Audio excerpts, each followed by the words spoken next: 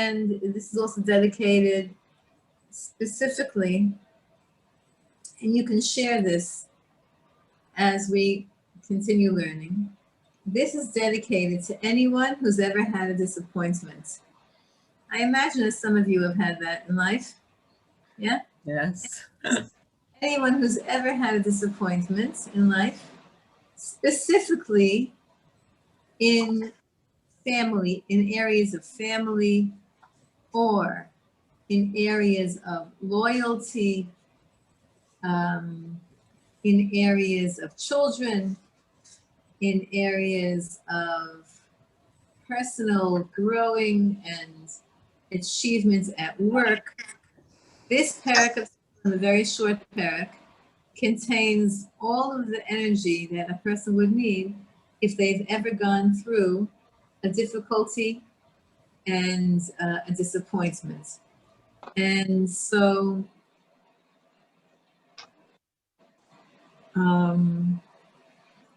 so let's learn and let's get comforted and let's get directed. Hashkafa, our hashkafa should be set straight. This, the story behind this parak of Tehillim is very interesting.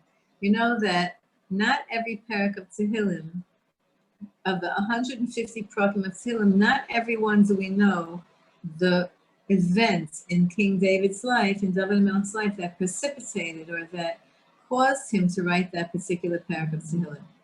But sometimes he tells us, Gimel, we're in Parak Gimel, Parak 3, number 3. Third parak.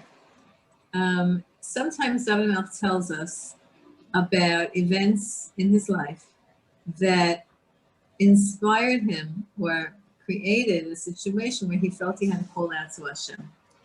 Now, we also know, again, because when we're learning Tehillim, we are learning not just individual chapters, but we're also trying to learn rules that flow through the whole entire book of Tehillim so that you can become, you don't need me. You can learn on your own Tehillim and, and just remembering these rules. So one of the main rules in Tehillim is that the order that we have it, chapter 1, chapter 2, chapter 3, ... till chapter 150, that's not the chronological or historical order in which David HaMelech wrote these chapters of Tehillim, wrote these prayers. It's not the order that he wrote them in. The Medrash Tehillim tells us this. And here we see a clear proof of this, because this particular parak of Tehillim was written when David was already 5 years before he passed away, at the very, very end of his life. And we know that many other chapters of Tehillim were written when he was younger, but they come later on in the Sefer. So here we see a very clear proof, one of the many clear proofs that the order of Tehillim was scrambled.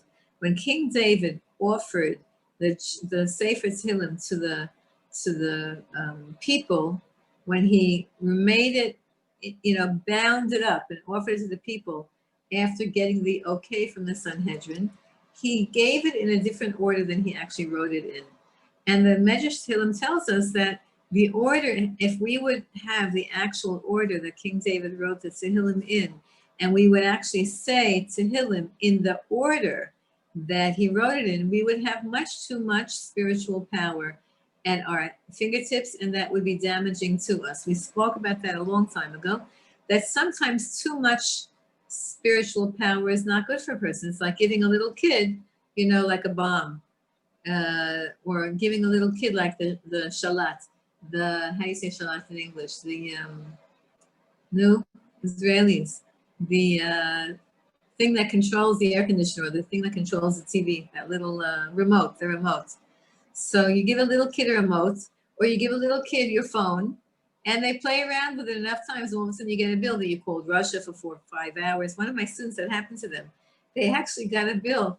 They didn't realize that the kid was just playing with the phone, and the kid pressed all the buttons. This is in the olden days when, I don't know, phones were different, and they got a bill for like a 4-hour conversation in Russian, because that's the child put the phone down after they called Russian. Anyway, so too much spiritual power in our hands is not a great idea. And that's why King David did not give us all of the spiritual power by allowing the book of Tehillim to remain in order. Rather, he took that away and he scrambled it up. Similarly to his son, Shlomo HaMelech wrote a book called the Book of Refuah, and it was later burned or hidden away. Why? Because the descendant of that took away this book. Why? Because it was too powerful. And in those days, if people got sick, they would just turn to the book of Refuah, and it would tell them what to do spiritually, and then or even physically, eat this, sleep in this position, go to that place, breathe this kind of air, whatever. And people stopped davening because they had all the cures. So that Sefer HaRefuah was also hidden or put away, even though it says I forgot which commentator says this, that the Sefer HaRefuah, this book of healing, the entire Sefer HaRefuah was sprinkled through the entire Shas. So we really have it. We just have to look for it. We have, every time you come to a place in the Gemara where it says something weird about healing, that might be from the Sefer HaRefuah. Hi, good morning, Vicky. I didn't say good morning to you before you came on now. So, Perek Gimel happened at the very end of his life. Now, why is it placed in this place in Tehillim? Perek Aleph and Bet. Aleph and Bet are really, the Gemara says, one chapter. Okay, Li'ili Nishmas Yisrael ben Yecheskel. Who is that? That's Rabbi Tass's brother-in-law in South Africa. He should have a Aliyas Neshama. And anybody who says Tehillim should give him a merit also. So why did, so the placement is, but it's not like David HaMelech took all the Prakim of Tehillim, threw them up the air, and then whatever order they came down, and that's how he gave it to us. No. There's a very specific reason why Perek Aleph is the first one, Perek Bet is the second, Perek Gimel is the third, etc. And one of the reasons we'll talk about right now, Aleph and Bet, the Gemara says, is really one chapter. Aleph and Bet is really one chapter. I think we did together Bet, Rebbe Sindov, Shake or not? We didn't do Bet? No? Okay. No, we didn't do Bet? Okay, so we'll have to do that. Bet is, Aleph is about maximizing your life in this world, and Bet is all about Mashiach. The two very, very main important topics in Tehillim, number one is refining your character. Number two is waiting for Mashiach. That's chapter Aleph and Bet. And the Gemara says it's really one chapter that was split into two for other reasons. Now comes chapter Gimel. Chapter Gimel is really the first parak that David HaMelech is telling us, teaching us how to react in a time of difficulty. Because he was going through a time of difficulty. Maybe even it's arguable to say that this might have been the most difficult thing that David HaMelech ever went through in his life. And he went through a lot of stuff. This might have been the hardest. And so he puts it right away in the beginning of Sefer Tehillim to teach us how do we react, how do we live through major pain, disappointment, specifically, as I said in the beginning, disappointment with family, disappointed with people who you thought were loyal to you and who are not, disappointed in your career or in what you're trying to achieve in this world. Major, major disappointment is Perek Gimel. Okay, so what's the background story? The background story is that David HaMelech, even though we love him to pieces, but he was not an easy, it was not easy during his kingship, during his rulership.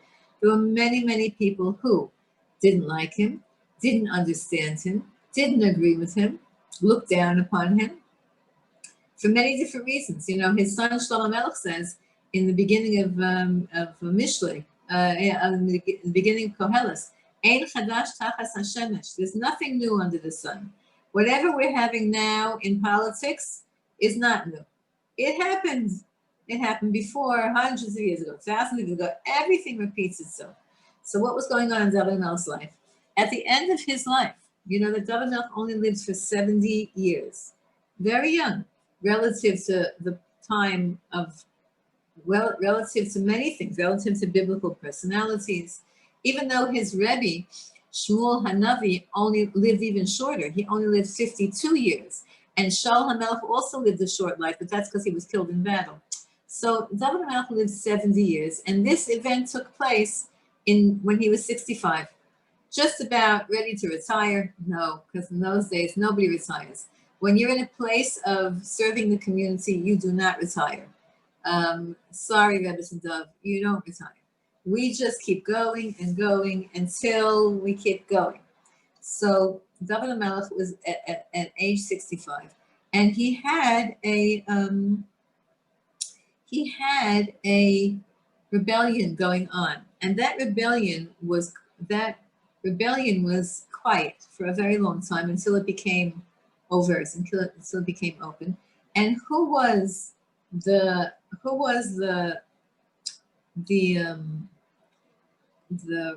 root of that rebellion was David HaMelech's own friend, teacher, and colleague, we could say even. Certainly he looks up to him. And one of David HaMelech's biggest disappointments. This teacher was called Achitophel. There were two teachers who rebelled against David, Doeg and Achitophel. And these people were in the Israeli government before David HaMelech. They were elders. They were scholars. They were like mainstream. They were the old guard in Israel. And they did not agree with what David HaMelech was doing. They did not agree with his personality. They didn't agree with his behavior sometimes. They certainly were jealous of him. And this is so painful to have to say, because they were great people. But even from the very beginning, when David HaMelech came into the scene, all the way in the book of Shmuel, in the beginning of his life when he was a young man, some say either age 18, some say either age 28, when he killed Goliath, the giant, Goliath, the Philistine, when David HaMelech killed him, and Shaul HaMelech was like, whoa, tell me about that guy, tell me about him. And so Doeg and Achitophel, these same two, they were younger. It was 40 years earlier. And they said, they began to say praises about him, but then each praise had like a back and forth. On one hand, they began to say praises about him. On the other hand, they were trying to make Shaul jealous of him because compared to Shaul's own son, Yonatan, David was superior. And on the other hand, they began to question his legitimacy as a Jew, because we all know that David HaMelech's great-grandmother was Ruth, the holy convert, the Moabites. She was a convert from Moab, and there was this big controversy. Can you accept converts from Moab? Can you not accept? So Doeg and Achitophel, they, right from the beginning, they had it in for him. And they were a thorn in his side for his whole kingship. And at the very end of his kingship, they actually got a hold of David's oldest son, called Avshalom. And they began to poison Avshalom's mind against his own father and say to Avshalom, your father's he's not really who you think he is. He's not so great. He's not so perfect. He's not so godly. And you know what, Avshalom? You would be better off being a king. We would rather you be the king than him. So let's make a revolution against David, and you'll be the king. We will crown you king. That's the background of this Parak of Tehillim. Now, David HaMelech was told by Hashem. He was told by Hashem exactly this. He was told by Hashem in Shmuel Beis. You see this in Shmuel Beis, Parak Yud Beis, Shmuel, the second Shmuel, Samuel, part 2, chapter 12. There Hashem said to him, you should know, I'm going to give you a heads up. You're going to have problems. Evil will rise up against you from your very own household. That was one of the things that I told David HaMelech to keep an eye out for. And David HaMelech, his whole life, was worried about that because he was afraid. He didn't know what does it mean his household. Does it mean one of his servants? Does it mean one of his workers? Does it mean one of the government people? He didn't know who was going to be the one who was going to give him problems. And he was already 65 years old. In other words, he had been king already for 35 years because he was king altogether for 40 years. And nothing had happened yet. And he was getting worried. And then when Avshalom, his precious son, whom he loved, and whom he was proud of, and had high hopes for. Avshalom, you should know, was a Nazir. He was such a spiritual person, but he was able to be misled. He was able to make a mistake. And, our Torah does not make saints out of everybody. Our Torah is very realistic and tells us that people indeed are people, and they make mistakes. And as great as David HaMelech had hopes for Avshalom made a mistake, and he listened to Lashon Hara about his own father without going and speaking to his own father and having a conversation. That's painful when that happens to, we're all, for any of you who are privileged to be parents and or grandparents, you know how painful that is when someone says something bad about you behind your back? Or if you have, in-laws, sons-in-laws, daughters-in-laws, or even friends, someone says something to you, what's the halacha? If somebody tells you something about someone else, let's say you just couldn't stop it. You picked up the phone, hi, and before you could say, I'm careful about Lashon Hara, don't tell me anything bad about anybody, the person blurted out right away. Do you know that your mother, or that your mother-in-law, or that your father, or that your brother, or that your employer, or that your employee went and did such and such before you even had a chance to guard yourself? So what do you do now? You heard it. And we know the law is you can't accept Lashon Hara. The person who just told you that just did the wrong thing. So you can't accept it. You have to go over to your mother, or your mother-in-law, or your friend, or your boss, or whatever, and say, listen, I need to have a conversation with you. You're not allowed to say who said it, because that would be you spreading slander, but you still have to say, someone said the following, and I have to make sure that this is not true. So please, let's talk about this. And you have to have that conversation. You're not allowed to judge someone based on one person's telling you something, especially if that one person says something to you that they should not have said. Now, one second, Laura, I'll answer your question in a second. Unless there's a lot of other unlesses. Unless you know that for sure it's not true, it's not going to affect you in any way. Or unless you know that the person who said it to you doesn't have complete information. Or unless the person who said it to you had every good intention. So there are a lot of different parameters here. It's true. There are a lot of different parameters here. And I can't really go through all the Shmiras HaLashon laws, but if you see that it's bothering you, if you see that you heard something and it's bothering you and you can't get it out of your head and you're worried about it, then don't go talking behind the person's back. Have that painful conversation. Yes, Devorah, sometimes it's very painful, but sometimes it's less painful than the alternative, which is, look what happened to David HaMelech. Avshalom died because of this. So you have to be smart, you have to be wise, you have to figure out how to deal with something. But this is the parak of Tehillim talking about what happens when people are plotting behind your back, people are disloyal, people are judging you not favorably, and there's no communication, and there's like people taking sides. Okay, so you're right, Devorah, it might hurt that person. But so you have to weigh it. You have to weigh like how much, which is worse, in the total scheme of things, the terrible impression or the terrible opinion I'm having about that person. Like weigh that on a scale of 1 to 10. How terribly painful is it? And now, how terribly painful would it be for me to have a conversation with that other person and clarify it? And maybe it's true. What happens if it's true? And then it has to be rectified. It has to be fixed. So you're right. You have to be very smart. You have to be very clever. You have to be very wise. You have to be very holy to do it right. But you can't ignore it. unless you can ignore it. If you can ignore it, then b'vakasha. I found that many people in the back of their mind, 20 years later, they remember that one statement that that person said when, whatever, when you're not in your best mood, you're not, all of us are humans. So we all have times when we're stronger and we're weaker. So if somebody heard Lashon Hara about you 20 years ago, but they disregarded it, and then you're in a crummy mood and you yelled at somebody. So now it could be that Lashon Hara from 20 years ago is going to come back to that person's mind and say, oh, wow, look at that. She really is nasty. She really is mean, whatever.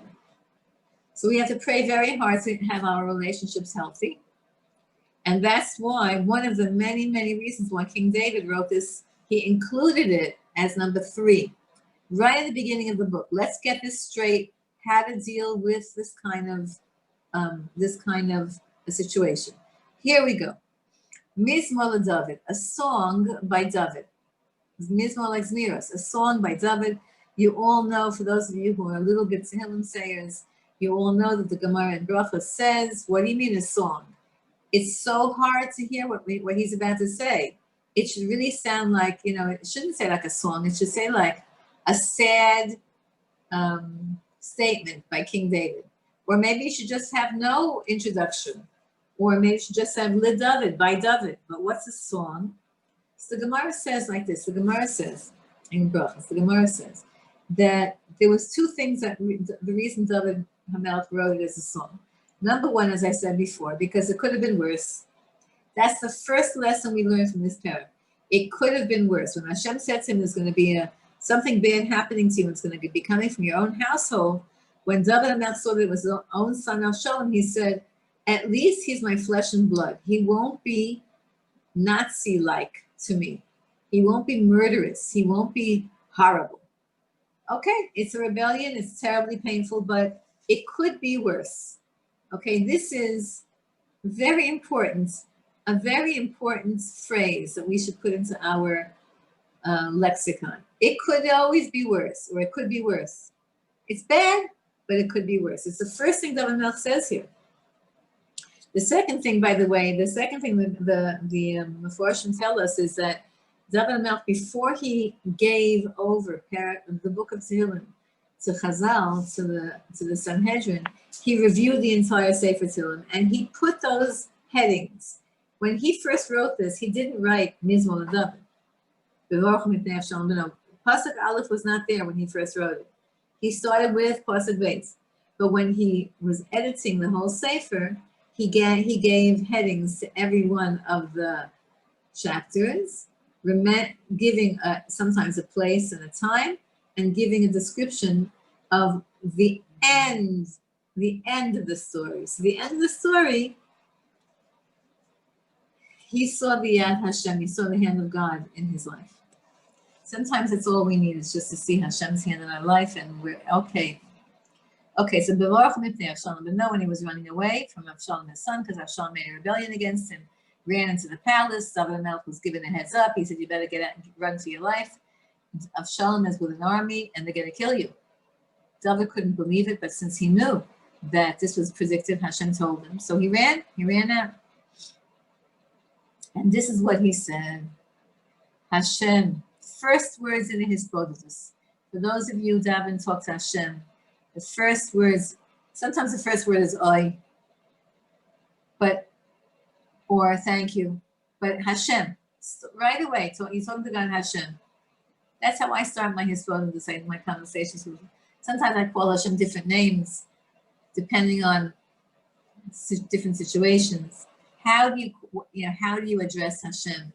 So you call him Hashem, you call him Borei Olam, creator of the universe, Melech, King, Avinu Malkeinu, Tata, Abba, Papa, whatever you call Hashem. Ribbono Shel Olam, Master of the world. Ma Rabut Sarai, how many is my sufferings? I have so much sufferings. Now the word sarai could mean either tsaris, that would really be tsarotai. So sarai here, some people say, are the people who are hurting me in my life. Sarai, or tsarotai. You could have, I have so many difficulties in life, says David HaMelech. So many difficulties. So many people that are hard in my life. Rabim kamim alai. And this could be translated again in two different ways. Either so many people are against me, or big people, rabbanim, big rabbis, big, famous, strong,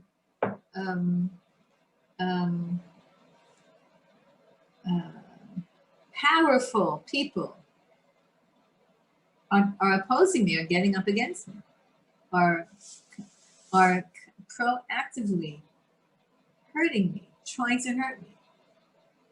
Okay, now Baruch Hashem, none of us are in the government, so we don't have this particular verse in terms of very famous, powerful people trying to hurt us. We're just regular good people.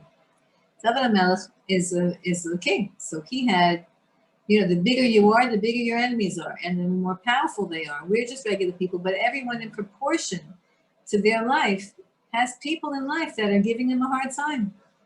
And if you don't, Baruch Hashem, then say this parak for other people who are having stuff that's hard. Another thing, so the first lesson we hear is, it could always be worse, because Mizmor LaDavid, he made it into a song. The second lesson is, when you talk to Hashem, talk to Hashem. And then don't try to sugarcoat your words with God.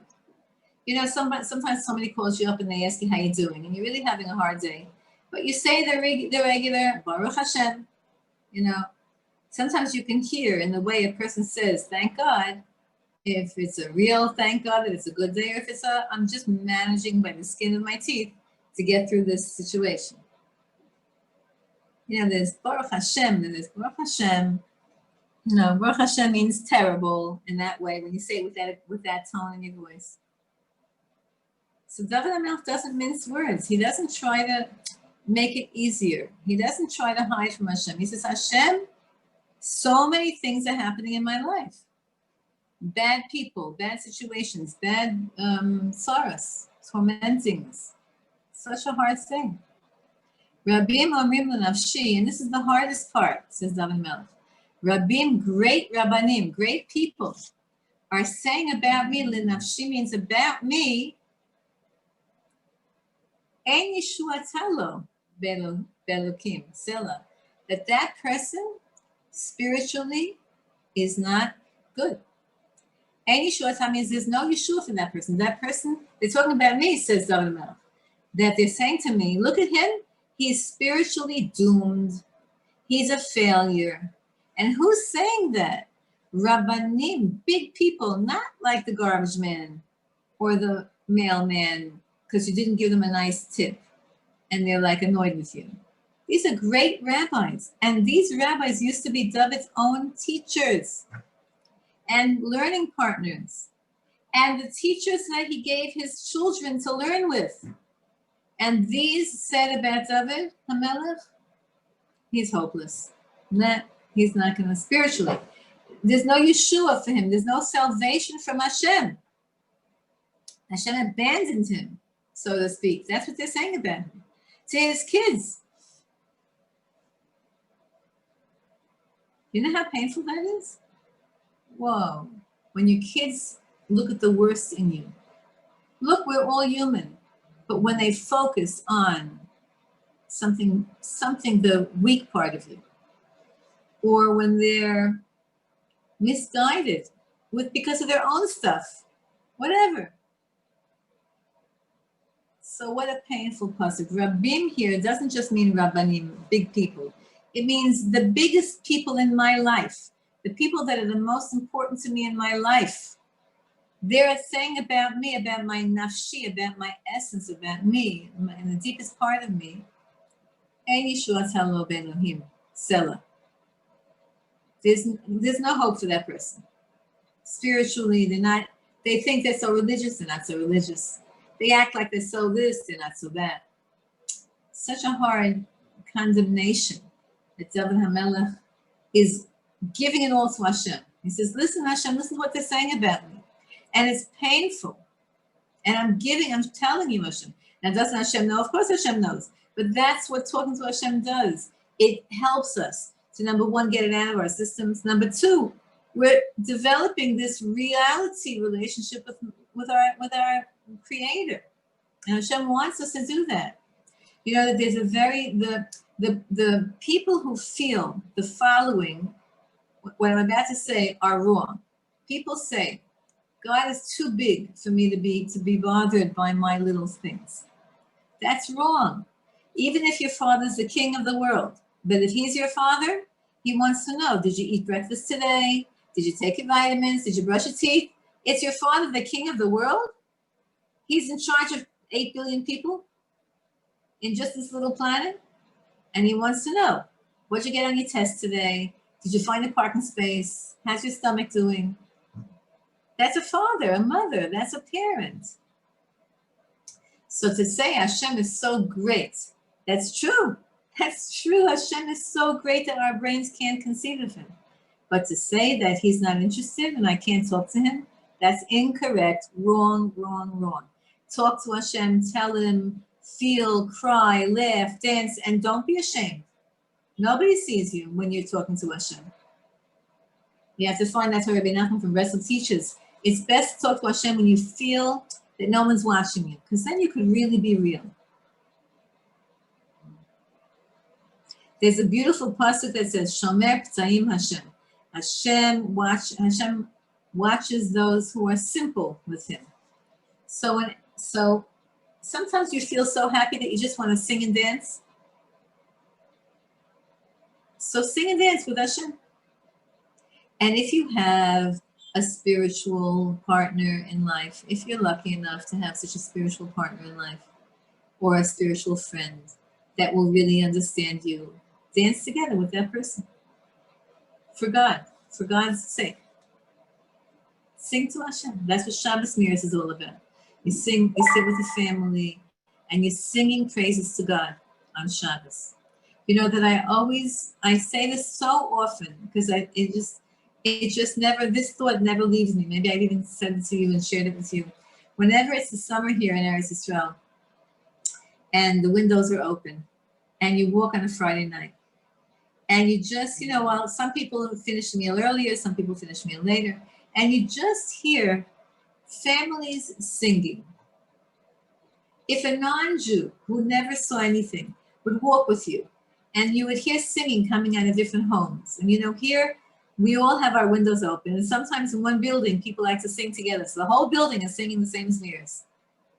And you tell this non-Jew, and the non-Jew says, what's going on? Is there a party? And yet we said, yeah, we have every single week we have a party, and we sing praises to God. We don't sing praises about bad things. We don't pray for bad for anyone. We sing praises to God, our Creator. That's what we do once a week. For every meal, we sit with food, we drink. It's not like we don't enjoy ourselves. We drink, and sometimes we drink wine, and no one gets drunk, and no one gets inappropriate. Everybody just sings praises to God. That's what we do. That's what Jews have been doing for thousands of years. That would completely, I think, when people would see that who don't know us, or who only know us from the media, or who only know us from the silliness of the whatever preconceived ideas they have, when they see just the regular way that we live. Okay, so we talk to Hashem, we tell him everything. We tell him when we're happy, we tell him when we're sad, we tell him when we're devastated. And here comes the first time we have the word, the very famous word in Tehillim, Selah. Selah, S-E-L-A-H, Samach, Lamed, Hey. It's the first time it's written in the whole book of Tehillim, and that became one of David HaMelech's trademarks. He made up a word. And it means like this. There's really no way to explain it because it means so many things. It means absolutely what I've just said is like an exclamation point. 10 exclamation points. It's as if I underlined it with 3 different colors in my whatever. Understand that when David HaMelech was, when he wrote Tehillim, so there was no printers and there was no, people didn't really You couldn't say like, you couldn't, there was no vowels, it was not written like that. So how did David HaMelech want to emphasize something? Whenever he said something that he wanted to emphasize, as if to repeat it 10 times, he included the word Selah. So everything up until now that David HaMelech said, these 3 psukim, or these 2 psukim, because the first is just a heading, is said with an exclamation point, screaming it loud. The Levium were taught by David HaMelech that whenever you see the word Selah, sing the previous words very loud. So in music, it's called forte. If I'm not mistaken, a fort, is that true? Anybody musical person knows that?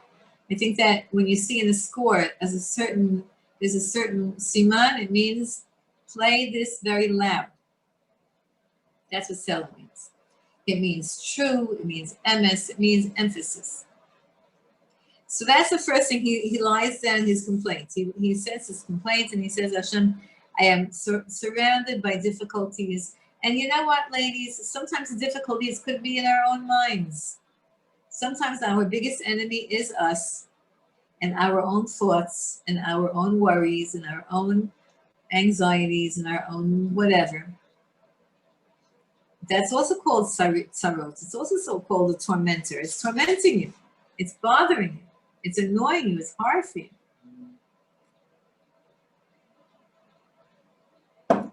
That's Hashem. So now you, Hashem, Magen Badi, but you've been protecting me the whole time.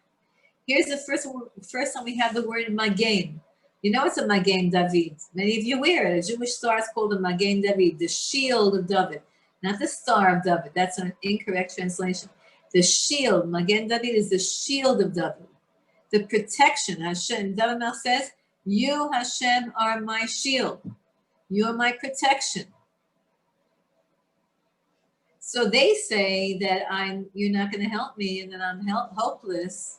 But Hashem, you're my magen, ba'adi, for me. Kivodi, you're the magen, the protector of my, now listen, here's a code word. I don't know if you remember, we learned this already before. Kavod, which means honor, the simple pshat means honor. It means, anybody remember? It means the neshama. The kavod of the person, whenever you see this in Tehillim, ura kivodi, it means my neshama. You, Hashem, are the protection of me and of my neshama. They told me, all the enemies are saying that you're never going to give me a Yeshua, Hashem, that I am lost spiritually. But Hashem, I know that you protect me. You protect my life and you protect my neshama. Umerim roshi, and you pick up my head. You help me to be able to go on. Only you, Hashem.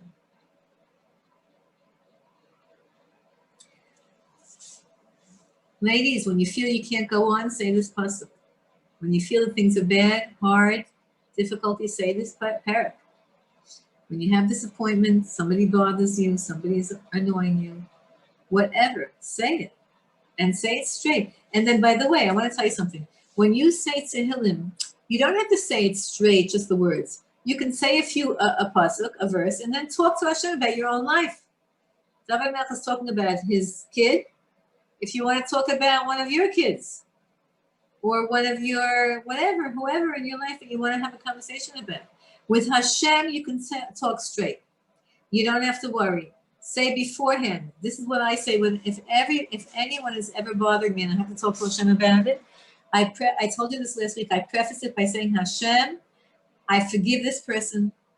I don't want this person to suffer because of me. I just need to tell you how painful this is for me. And I'm asking you to help. But I don't want the person to be harmed or hurt because of me. Sometimes if I'm in pain because of that other person, maybe it's my issue. Maybe I'm too sensitive. So, but I want to talk to Hashem about it. And I don't want any dinim, no judgments on that person and no judgments on me. So between psukim and Tehillim, you're allowed to stop. You could even just say one pasuk and then just go with it. Talk to Hashem about whatever it is you need to talk to Hashem about. cry, laugh, scream, yell. Sometimes people have a hard time talking to Hashem. So then write it down. If you're a writer, then write it down and then read it. You could do that. Many, many tzaddikim did that. The Rochel did that. The Nosson Breslover did that. They would write down their thoughts. And then they would read it out to Hashem as a prayer. That's what our precious David HaMelech did. He wrote down all these words that he said. So if it's hard for you to talk, then write and then read it.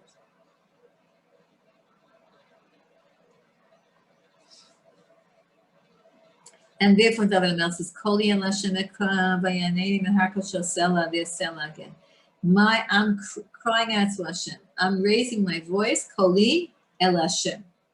I'm not going to yell at my son. It's not going to help. I'm not going to yell at my detractors. It's not going to help. I'm calling out to you, Hashem. And I know that you will answer me. You know from where? Now listen. From the base Hamikdash, Har Kodsho, the holy mountain. David HaMelech, you know, did not build the base Hamikdash, but he knew exactly where it was, and he taught his son Shlomo HaMelech exactly where the base Hamikdash was going to be, and he knew that that's where Hashem's blessings come into the world.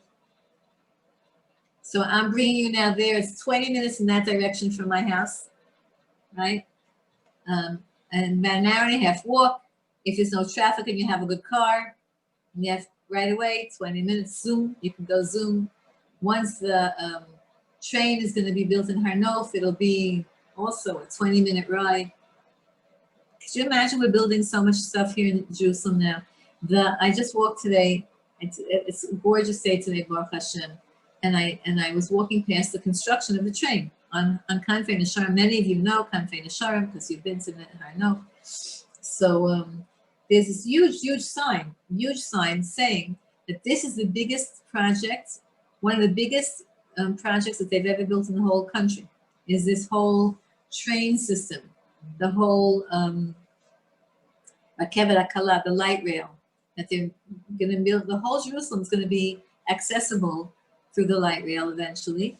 Why are they doing that? You know why? Because it's going to be because you're all coming. Because millions of people are coming. All of us are going to come. And ki beis tefillah for the mikar l'chol ha'amim. All the nations of righteous of the world will come. So they have to build transportation for them. And there we are. So that's the Har Kodsho. Har Kodsho. The holy mountain is the site of the Beis Hamikdash. The place. Now we know Hashem is everywhere, right? Melo chol haaretz kvodo. The whole world, the whole universe is full of is Hashem's presence. Leis asar panui minei. There's not one place that exists that is not filled with God's presence, but we don't perceive it. Where did Hashem allow us to perceive His presence from? Like the concentration is the Beis Hamikdash. Soon Be'ezrat Hashem should be rebuilt. Amen, amen, amen. So that's what David HaMelech is saying. He's saying, I'm calling my voice, I'm calling out to Hashem. And I know you're going to answer me. I know you will answer me, Hashem. And again, Selah. Selah means absolutely apostrophe, exclamation mark, underlined, highlighted. And here's another. I don't know if I'll finish. I'll try to finish today. Ani shachati va'ishana. Now, we know this. We know that when a person is depressed, chas v'shalom, or overwhelmed, chas v'shalom, sometimes they just have to get into bed and go to sleep. Like sometimes life is just too much. And the person just goes to sleep. So David HaMelech is telling us that here. Ani shachati, I went to sleep. Va'ishana, I lied and I went to sleep. But hekitzosi, what gave me the energy to get up? Ki Hashem yisnacheni, because I know Hashem is going to support me. Again, David HaMelech is being very honest. He says, I'm falling apart. I have to go to sleep. I have to go pull the covers over my head. Or whatever. Whatever it is that you do to disappear. To sleep doesn't just mean to sleep physically. It could also mean to sleep spiritually. Watch a movie. Whatever we do to disconnect from reality. then that's one way of interpreting this pasuk. Because he was so down, he was so sad, he was so overwhelmed, he just couldn't take it and he went to sleep. But he got himself up again because he knew Hashem was going to help him. So that's what David Melech is saying. He says, Hashem, you see, I went to sleep, I couldn't take it, but I got up again. I forced myself to get up because I know you're going to help me. That's interpretation number one. Interpretation number two is the exact opposite. And it's that, you know how it is when you're worried and you can't sleep? So here, David Melech says, I trust you so much, Hashem. So it's the opposite interpretation. And you know what? I'm sure he had nights like that. I'm sure he had nights like that. Sometimes one way, sometimes another way.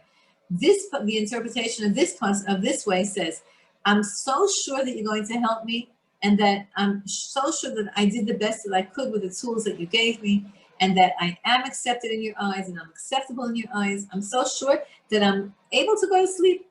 I'm not anxious. My mind is not flying in 10 different directions. I'm able to go to sleep. I lie down peacefully. I go to sleep peacefully. I get up peacefully. Why? Because I know Hashem is with me. So there's two different ways of understanding it. One is it's too much for me. I have to go to sleep, or I have to leave Natek. I have to disconnect from the world. But I'm gonna force myself to get up because I know Hashem, you're with me. That's one way. And the second way is I trust you so much that I'm able to sleep peacefully like a baby. And I know that you're going to take care of me, Hashem, because I know that I'm just doing your ratzon. I'm doing what you want me to do.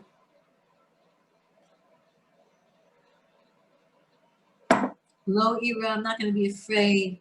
Now he's exactly the opposite. Now in the beginning he said, I'm so much suffering from these big people. Now he says, you know what? I'm not going to be afraid from these big people. Rivos means either many people or these big people, famous, powerful people. Asher Samif Shasu Alai, that they're around me. They're surrounding me. Now, you know, there's an expression called Hamevin Yavin. That expression Hamevin Yavin means everybody has to read into this a little bit and try to understand this in a broad way, not just your private life, but also in a cosmic or in a global understanding. So here in Eretz Yisrael, we're surrounded also. Baruch Hashem, Hashem has protected us miraculously for all of these years. And we're not afraid. You know why? Because we're trusting Hashem. We trust Hashem. Hakuma Hashem Hoshi'eni Elokai. Please, Hashem, now get up and help me.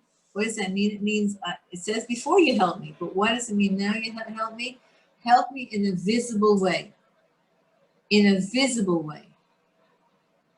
Not invisible, but in a public way.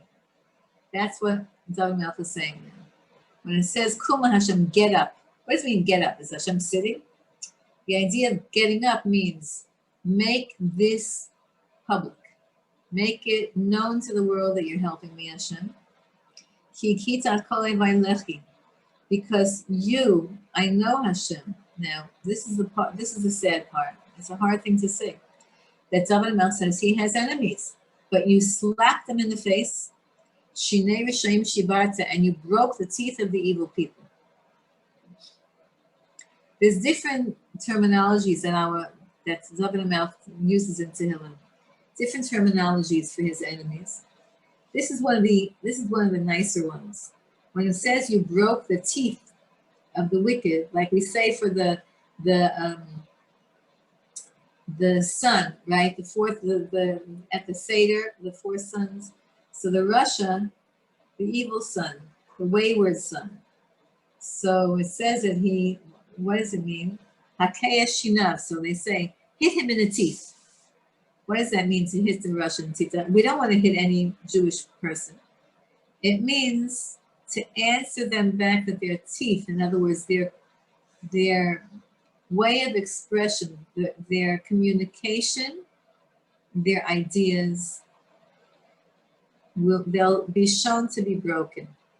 Hitting somebody in the teeth doesn't mean chas v'shalom physically at all. It means, what are the teeth? The teeth is the mouth. The mouth is a communicator. When you break a person's mouth, it means that you have shown that their communication, what they've been saying, is incorrect. So you slap them in the face and you broke their teeth. It means, doesn't mean you killed them. It means you showed that they were wrong. You showed them that they were wrong because he doesn't want his son to die. In the end, sadly, his son was killed, not by David, but by one of David's workers that didn't pay attention. So, but he wanted them to have the right understanding of who he was and what life is all about and what Malchus is.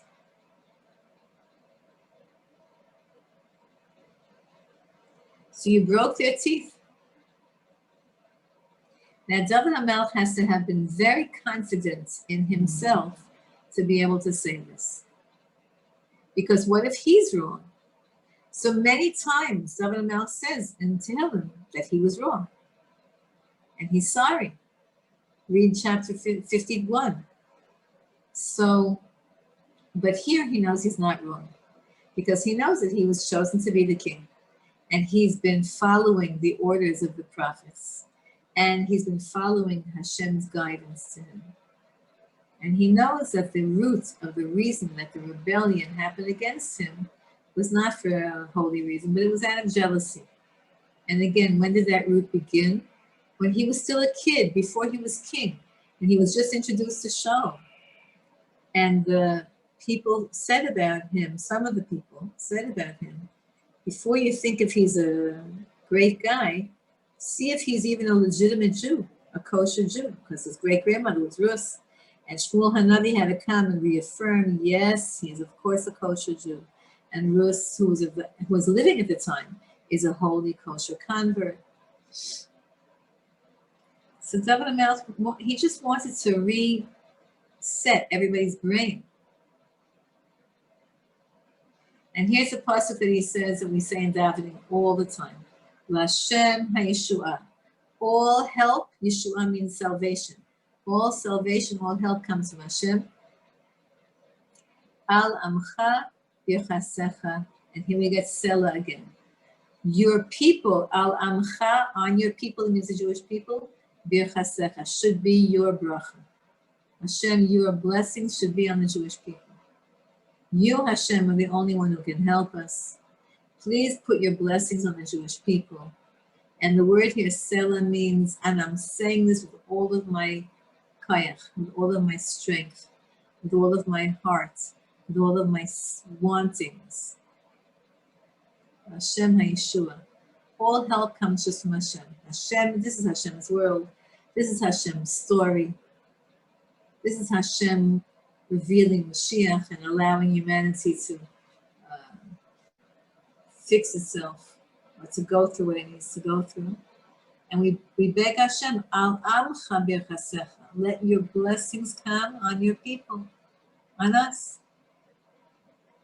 Selah, Selah, Selah, an exclamation point, underline, screaming, yelling. Okay, that was a miracle. I never taught this parak so quickly. So, thank you so much. Ladies, say this parak of Tehillim today. I'll say it bli neder later. Let's say it. And have in mind, if you, Baruch Hashem, don't have to have anything in mind for your own private life, have in mind for anybody that you know is going through stuff. And if you don't know anyone who's going through stuff, then just say, Hashem, you know. Hashem, you know who people who are going through stuff. So give this parak of Tehillim to anybody who needs it.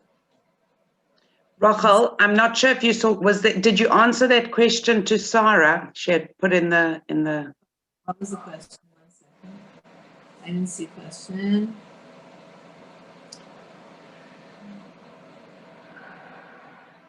Yes, you should always be honest with Hashem, but you have to say to Hashem, Hashem, it's my time, and I'm upset with so-and-so. I'm upset with so-and-so, and I don't want them to, I don't want them to be in any way harmed by my upset. And even if they're wrong, you, Hashem, are the judge. I don't want to cause judgments on any Jew. But Hashem, I feel this way about this person. I feel that way about this person. I feel you could talk to Hashem. Be honest. The thing with that is you have to see how it leaves you. if you really have a good therapy session with Hashem, then if you finish and you feel relief, or you cry, which is a good thing, when you cry, you're getting out stuff, then that's good. If you feel not relief, if you feel angrier, then, you have to really think about yourself, and what it is that's bothering you, and how you could change sometimes your own being. Because we can't live a life of blame. That's never works. And even if people did bad to you, they were also Hashem's messengers for that. So I say always, I'm always with Hashem. It means to support me. Yismacheni means to support me, like the letter Samach. I say always, Hashem, you have to be honest with Hashem, because Hashem reads your mind also. But sometimes verbalization of negativity isn't good for you. You know that? When you verbalize negative thoughts, it's not good for you. The other person's not even so bad for it, but sometimes it's bad for you. So you try your best to be real with Hashem, Again, if you think about Hashem as the absolute most qualified therapist in the universe, and you have that time to talk to him, and you know that Hashem is the only one who can help you. You know how it is, Baya. If you're really going to a therapy session, then you want to say everything, like you want to get it all in, and you say it to the therapist. So Hashem could be, if Hashem is your therapist, then talk straight in, but always qualify it. This is what I do. I always qualify and say, Hashem, I don't want anyone to have dinim, no judgments against any person. I just need to work this out for me. I don't want anyone to be harmed on my behalf or because of me. Okay. Next Shabbat.